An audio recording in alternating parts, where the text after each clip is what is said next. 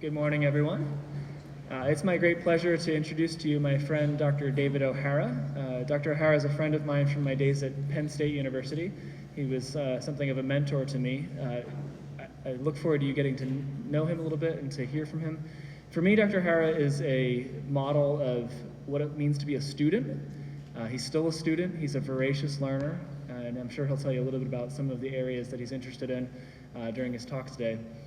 He's also, to me, a model of charity and Christian love. And so I hope that you'll be able to benefit from what he has to say. He's a professor in the Philosophy, Religion, and Classics department at Stony University in South Dakota. He knows how to read more language than I can count on my digits, and has got an interest in environmental science, and then that's like all in addition to the philosophy and religious studies and things like that he teaches, and many more things that he's excited about. So he's a lover of learning, and I'm excited that you guys get a chance to talk to him. He's also he'll tell you a little bit about a tragedy that he's recently endured. We prayed for him back in the fall. You may remember my friend who was in a boating accident. So he'll tell you a little bit about that as well. Let me pray for him and for our time. So join me in prayer, please. God of grace, we are thankful for your provision. Thank you for bringing Dr. O'Hara to be with us. We pray, Lord, that you give us open hearts, open minds, to hear your word and to be transformed into the likeness of Christ. In your name, amen.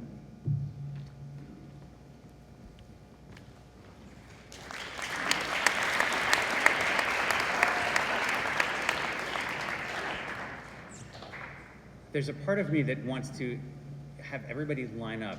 Most of you stay there, but just one at a time come up here and see just how intimidating it is to be surrounded by so many really bright people.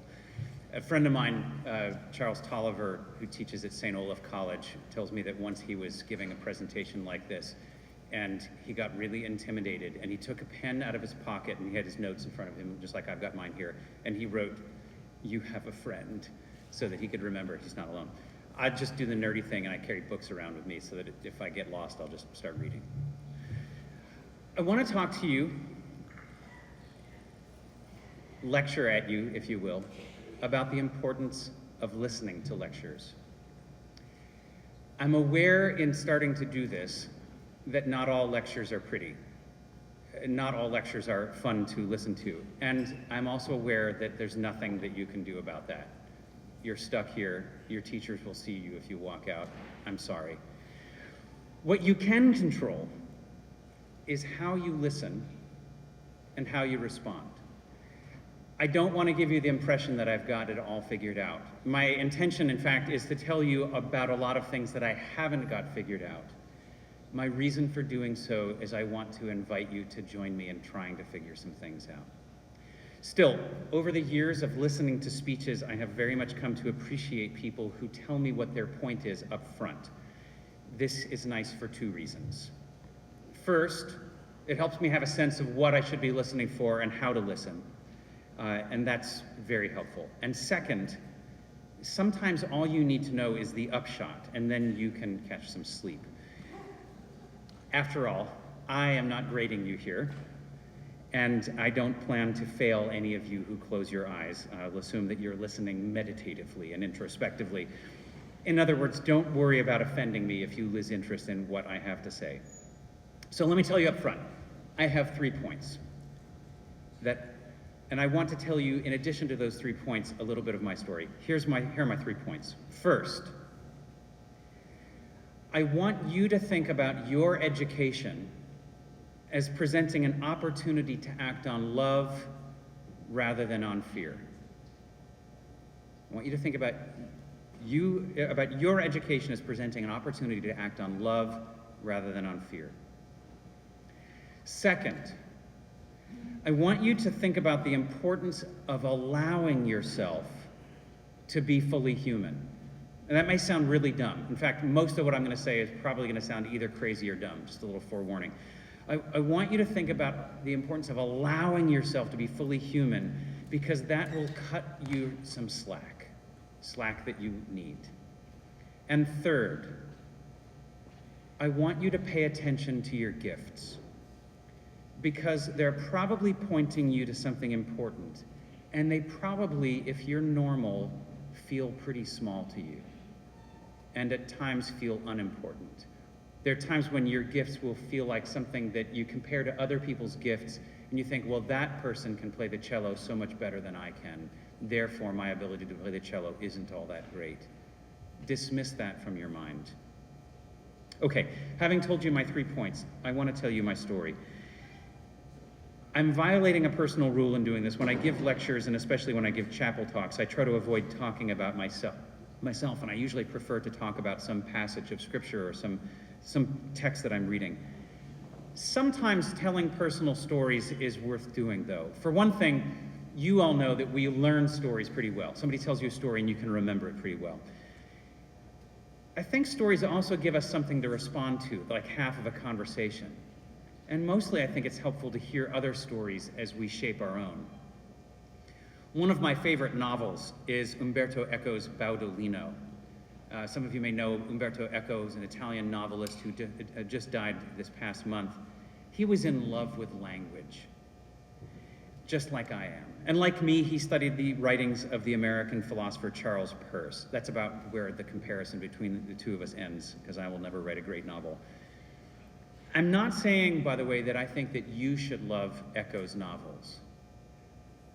You have to decide about that. But I'm telling you a little bit about why I love them.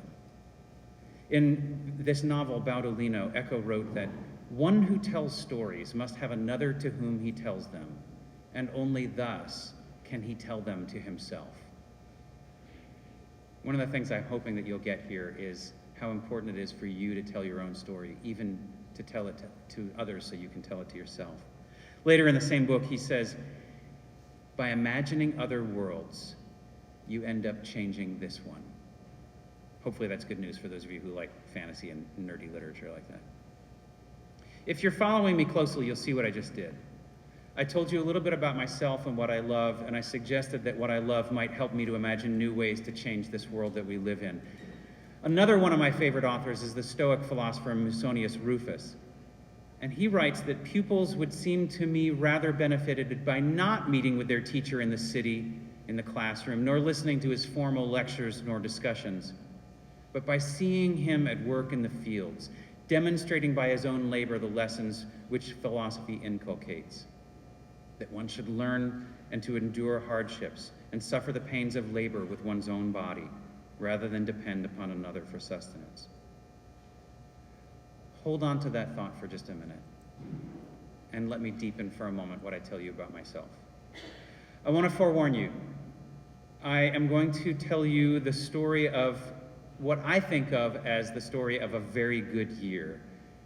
But I have to tell you that part of my very good year, 2015, went very badly, and I almost died. I will try to spare you some of the details because I know that that can be unpleasant, but I will tell you a little bit about the injuries that I received and what that's meant to me.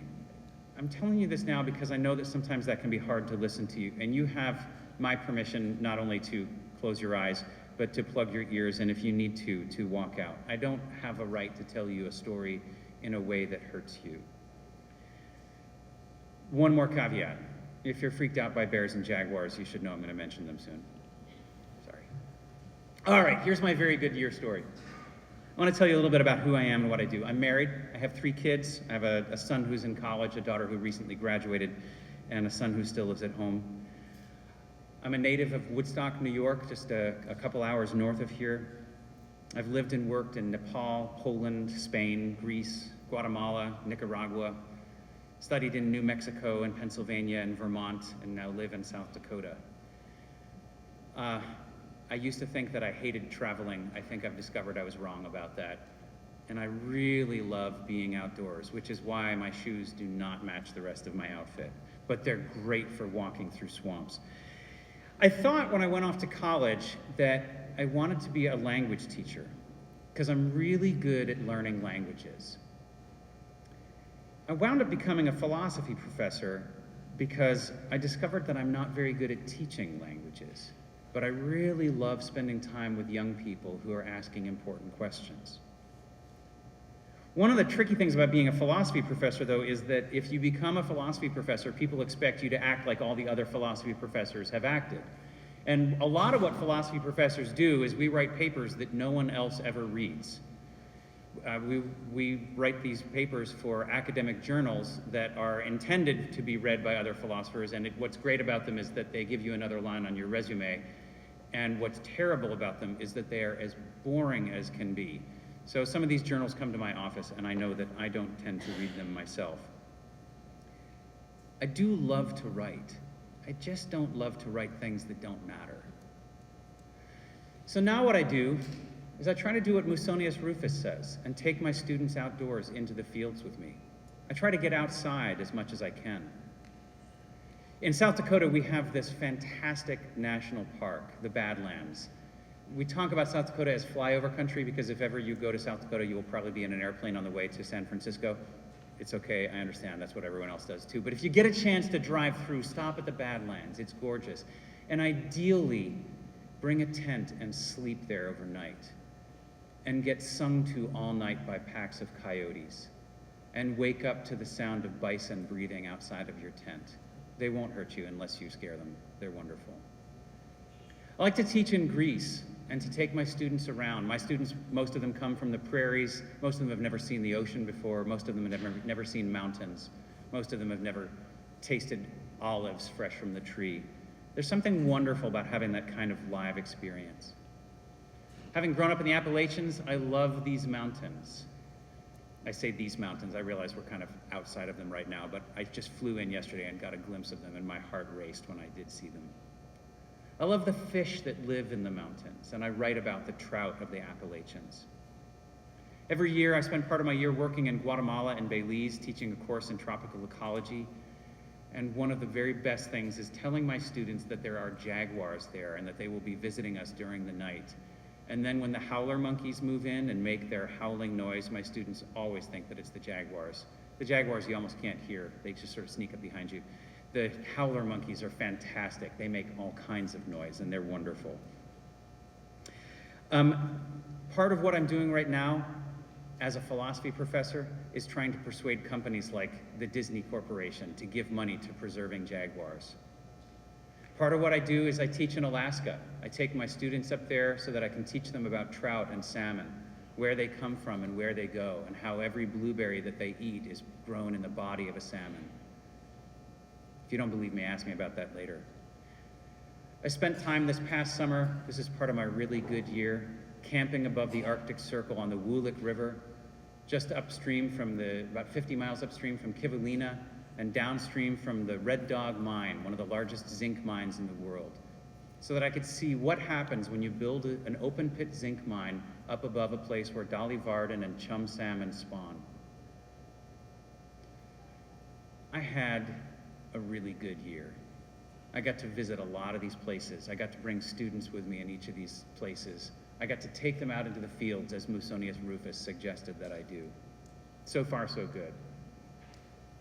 You would think, by the way, that sleeping in a tent above the Arctic Circle and having grizzlies pace outside of your tent just like the bison do in the Badlands, at least one grizzly was about as close as this speaker is, or camping in a hammock in the tropical forest in Guatemala knowing that there are jaguars pacing around me, that would be the scary thing. It's really not. In general, nobody wants to fight for food, and as long as I'm there with a bunch of people, everybody's happy. And then I got back to South Dakota, and a friend of mine ran over my head with his boat, and I wound up very badly injured. There were a couple other people nearby who thankfully knew something about emergency medicine, and they got me to a hospital and got me on a jet that got me to a better hospital where I woke up with no recollection of the accident, and my wife was standing over me saying, "You just had 2 brain surgeries." So this is the part that might get just a little bit freaky. About 1/3 of my skull is now made of titanium because the boat that went over me took off a whole bunch of it. I'm about 1 inch shorter than I was 6 months ago because 4 of my vertebrae were crushed and each one of them just got squashed down as this boat landed on top of me. I had a lot of broken bones, had a lot of pain. It was pretty messy. By the way, if you're curious, feel free to stop me afterwards, stop me on the sidewalk. I'm happy to answer questions about this. And I think in my case, if you can't make decent jokes about a philosopher whose head is full of screws, something's wrong with your sense of humor. They write themselves. Just be nice to other people who've gone through those injuries. I'm happy to take it. Here's the weird thing. I woke up from those surgeries full of joy. I wish I could tell you how. I wish that I could offer you some sort of formula so that if ever you're injured, you can wake up full of joy too. It could be that I just got hit in the right part of the head, you know, the part of the head where if you hit you there, you wake up with joy. It could be that narcotics have advanced that far, and I was just very fortunate to be in the right hospital at the right time. It could be that it was the grace of the Holy Spirit, knowing that I just didn't need any anger that time, which is often what people experience when they have traumatic brain injuries. Those of us who get hit in the head, things happen to us that we just can't control. Our emotions wind up rising to the surface. Our memories go. There are lots of things that can be very terrifying about that. And if you're an academic like me, and you wind up getting hit in the head, and you wake up, you realize this could be the end of my career.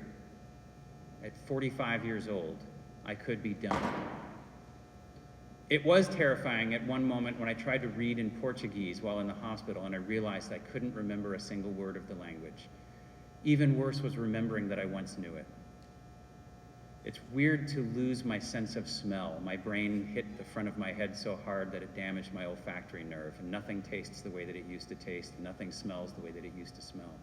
It's weird to lose these things. But sometimes we don't have a choice about some of these things. And focusing on those things that you don't have a choice about can be deeply frustrating. I've already mentioned the Stoics, and especially the Stoic Musonius Rufus, a couple of times. I want to tell you a little bit more about Stoicism, but I want to do so asking you to do me a favor. What I tell you about how I dealt with my pain, please don't ever impose this on anybody else. There are times, I think, when we can make choices about how to deal with our own pain. But that doesn't give us the right to impose those choices on other people. And you know the people around you are suffering from things that sometimes you can't even imagine. Sometimes it's just anxiety about exams. Sometimes it's difficulty with family. Sometimes it's injuries. Sometimes, you know, it's just frustration with the way that our bodies are. What I found is that there were a number of times last fall when I couldn't move because so many of my bones were broken. And I was fascinated by the fact that so many of my bones were broken.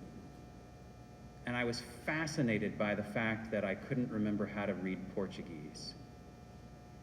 And suddenly, the pain was replaced by curiosity and wonder.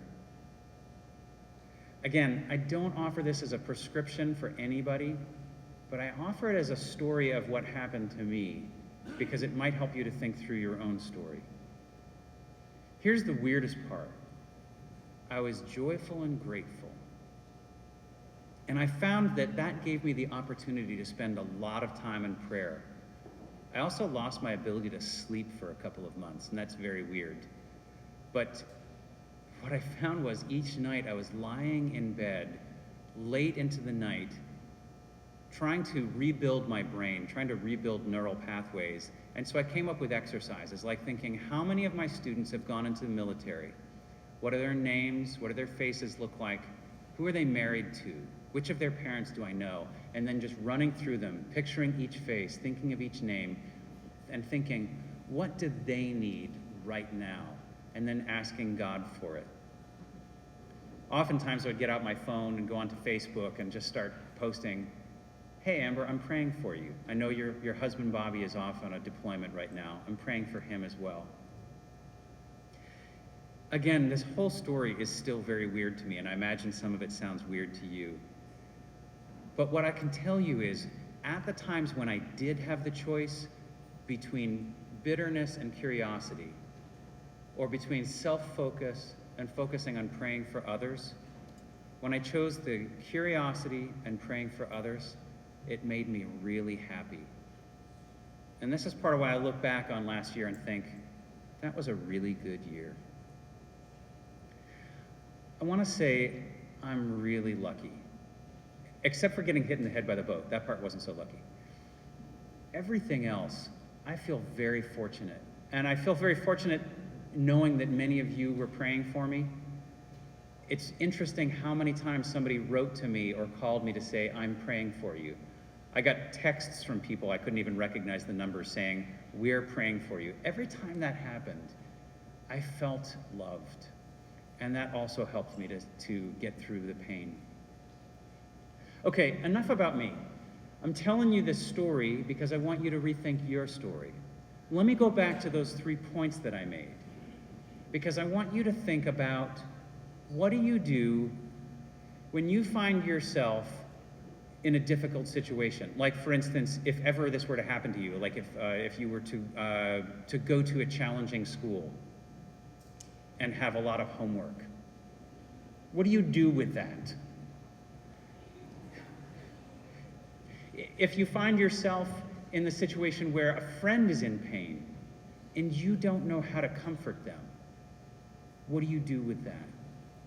If you find yourself in the situation where there's something that really stokes your fires, but you don't feel like you've got any fuel to add to that fire, what do you do with that? Let me go back to these 3 points then. First, I want you to think about your education as presenting an opportunity to act on love and not on fear. As you guys talk to colleges and universities, many of them are going to tell you, if you come and study with us, you're going to increase your lifetime earnings by $1 million. If you come and study with us, you're going to greatly increase your chances of getting into medical school. If you come and study with us, you're going to greatly increase your chances of getting that internship or getting into that law firm or whatever it is that you think that you want. And all of that is wonderful, and I hope that each of you get the things that you really long for in those regards. But I also want you to notice that lots of times when we talk like that, we are talking about the things that we are afraid of. We're talking about how you need to earn money because you might be afraid that somebody won't provide for you when you get old. We're talking about the fact that you need to earn money because other people are going to beat you to that really nice piece of real estate before you can buy it. Talking about how you need to get into medical school because a lot of other people are applying for that same medical school and you'd better be afraid of the competition. That's not the message that I want to leave you with. Sure, there are plenty of things to be afraid of, but here's something really cool about education. Education is an opportunity for you to get better equipped to love people. Some guy, a doctor named Wilson Asfora, who interestingly enough grew up speaking Portuguese, spent his education learning how to deal with people with traumatic brain injuries, and he rebuilt my skull out of titanium. I am so grateful for Wilson Asfora. If I'd had these injuries 30 years ago, I doubt that I would be in the condition that I'm in right now. I might not have lived. And some guy said, yeah, I want to earn some money as a brain surgeon, but I love learning new things and helping people with them. I'm going to do that for people. And that man saved my life. Isn't that cool? Well, I mean, if you're bored by my lecture, you might be thinking, actually, I could see it going the other way. But whatever. Isn't it cool to think of your education as an opportunity to get the tools that you need to better love your neighbor? And notice, if you start thinking like that, if you start thinking, how can I love my neighbor? Your attention turns away from, how should I be afraid of my neighbor getting into medical school before me? How should I be afraid of my neighbor getting that job before me? And so on. The liberal arts, technology, these gifts that we have are wonderful, except when they become objects of envy. But they're wonderful tools, and you guys have an amazing privilege here studying here. A lot of people right now, I hear in my part of the country, maybe you hear it too, are afraid of Zika. They're afraid that if they travel to Cancun, they might get the Zika virus. Or if they travel to Costa Rica, they might get the Zika virus. I want to suggest another way of thinking about that. Because there are a lot of people that already live there all the time and who can't travel away. What if, instead of being afraid that we might get the Zika virus, we started to think, hey, I am bright enough to get into medical school. I might be able to contribute to this. I might be able to help come up with a cure for the Zika virus. I might be able to become a public health nurse and go and travel around rural areas and help people to figure out how not to transmit the Zika virus anymore. Do you see what that focus, that shift of focus does? You go from, I'm afraid that this is going to ruin my vacation, to this problem presents a new challenge that can enrich my life and the lives of others. Rather than being afraid, I can act out of love. Wouldn't that be cool? By the way, if you go to Cancun, there's also malaria, dengue, and chikungunya. For some reason, also transmitted by mosquitoes, and no one's really been worried about it lately. But that story of fear with Zika has really energized us. Be careful how you listen to lectures, including lectures given in the news about what things you should be afraid of. C.S. Lewis wrote this great passage. Listen to this, as soon as I find it. In one way, we think a great deal too much of the atomic bomb. How are we to live in an atomic age? I'm tempted to reply, why, as you would have lived in the 16th century when the plague visited London almost every year, or as you would have lived in a Viking age when raiders from Scandinavia might land and cut your throat any night, or indeed, as you are already living in an age of cancer, an age of syphilis, an age of paralysis, an age of air raids, an age of railway accidents, an age of motor accidents, all these things that you could be afraid of. In other words, do not let us begin by exaggerating the novelty of our situation. Believe me, dear sir or madam, you and all whom you love were already sentenced to death before the atomic bomb was invented. And quite a high percentage of us were going to die in unpleasant ways. If you came here to get cheered up, I apologize. We had indeed one very great advantage over our ancestors, anesthetics, but we have that still. It's perfectly ridiculous to go about whimpering and drawing long faces because the scientists have added one more chance of painful and premature death to a world which already bristled with such chances and in which death itself was not a chance at all but a certainty. This is the first point to be made, and the first action to be taken is to pull ourselves together. If we are all going to be destroyed by an atomic bomb, let that bomb, when it comes, find us doing sensible and human things. Praying, working, teaching, reading, listening to music, bathing the children, playing tennis, chatting to our friends over a pint and a game of darts, not huddled together like frightened sheep and thinking about bombs. They may break our bodies. A microbe can do that, but they need not dominate our minds. Here's what I want you to do. When you start to get afraid because you've been listening to the wrong lectures or listening to them in the wrong way, start thinking, what's the biggest problem in the world right now? Here's the cool thing, because you're getting the education that you're getting, you know a lot more about what the biggest problems are than many people in the world do. So what's the biggest one? What's the one you're most tempted to fear? Great, got it? Now, what can you do about it? Now you might think, nothing right now. Exactly. But if you get a good education, you might be able to make an awfully big difference. And that too is a privilege that you have that many people do not have. This, my friends, is really exciting. You may not be interested in learning to cure the Zika virus. Great, do you like the idea of self-driven cars? Because we need people who will think about how to program them. And not just people who know computer science, but people who have thought about the love of God. Because look, every self-driven car will have to be taught how to kill people. The question is, which ones? And how can we avoid it as often as possible? Think about it. Self-driven cars will encounter the same problems that you and I encounter when we drive. And there will be more of them. Someday, a child will run out in front of a self-driven car. And at some point, it will be in a crowded intersection and that car will have to stop by hitting something or someone. How do you program that car?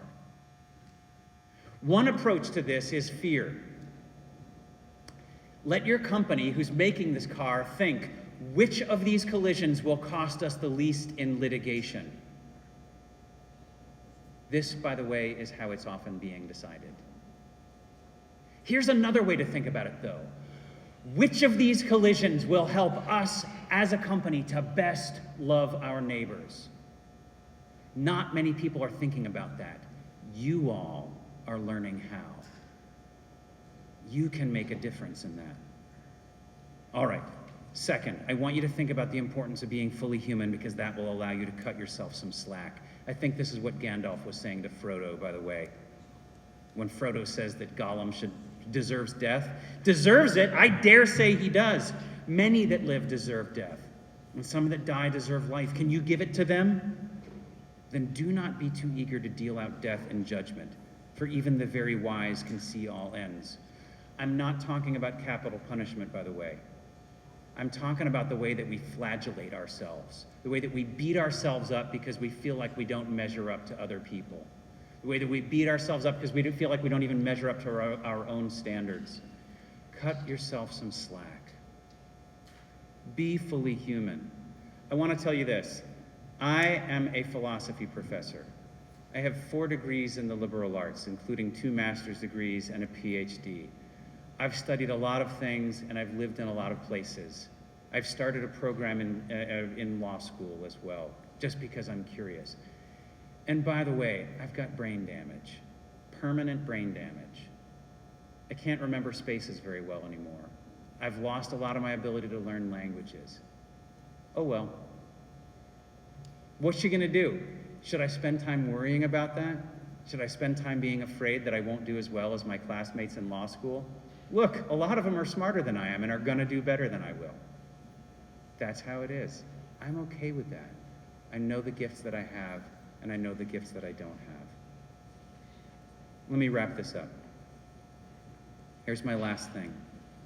I want you to pay attention to your gifts, no matter how small they seem, no matter how unimportant they seem. You know that there are things that animate you, sometimes that other people don't get at all.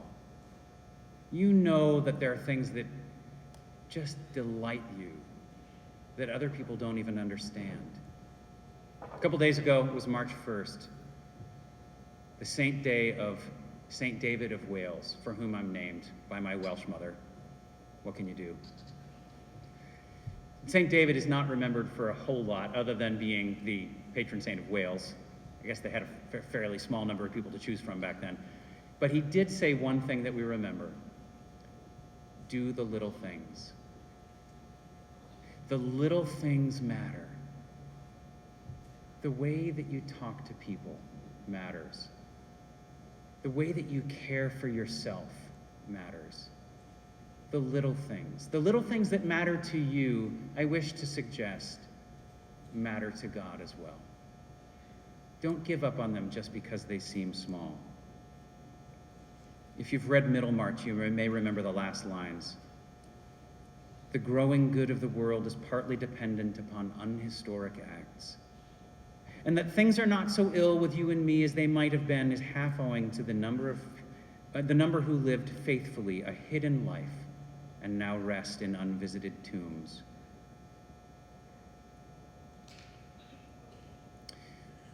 If you save one life, as a wise rabbi once put it, you have saved the entire world. That life that you save might be your own life. And the way that you save it might be by giving yourself some slack, allowing yourself not to be perfect, allowing yourself to care about the things that you already care about, and not worrying about whether those loves are shared by other people. Here's what I don't want to do. I don't want to lay on you the burden of solving the problems that the world faces. I do want to invite you to regard all the time that you spend in classrooms, even when you have to sit in a gymnasium and listen to a philosophy professor with brain damage who can't even pronounce professor lecture at you about all kinds of things. I want to invite you to consider this to be an opportunity for you to gain the tools that you need to act on the loves that you have and to allow those loves to grow until you have learned to love your neighbor as yourself. I can't promise you this. Can't promise you much of anything. Sometimes even in really good years, bad things happen. But I nevertheless feel confident that as you give yourself that slack to love and not to fear, and to act on that love, and to allow that love to animate your education, you will live a good life. Thank you all for being willing to listen to me chat about this morning. It's nice to spend time with you.